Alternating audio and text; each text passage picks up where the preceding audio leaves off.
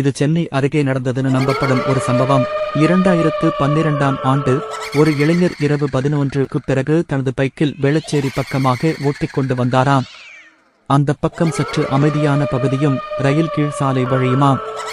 அந்த சாலை வழியாக வரும்போது ஒரே ஒரு பெண் ஒரே இடத்தில் நின்று கொண்டு இருக்கிறாளாம். வெள்ளை சட்டை, நீல ஜீன்ஸ், சற்று கீழே கொந்தல்.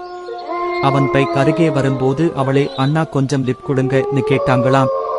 அவன் பயப்படாம இரவும் மழையும் தனியார் இடமாச்சே வா ஏறுன்னு சொன்னாராம்.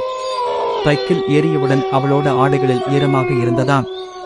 அதுக்குள்ள 5 நிமிஷத்துக்குள்ள அவன் பார்வை ஓரம் பாக்குறான். அவங்க இல்லை டோட். நேர் மின்சாரத்தில் இருந்தவங்க. உதிர்ந்த மழையும் ஆடையும் இருந்த மட்டும். அடுத்த நாள் அவன் அந்த விஷயத்தை போலீசில் சொன்னப்ப அவர்கள் சொன்னதாம், அந்த இடத்தில் சில ஆண்டுகளுக்கு முன்னாடி ஒரு பெண் ரயிலில் சிக்கி உயிரிழந்தார். அவங்க ரயிலுக்கு இடையே சிக்கிய இடம்தான் அது.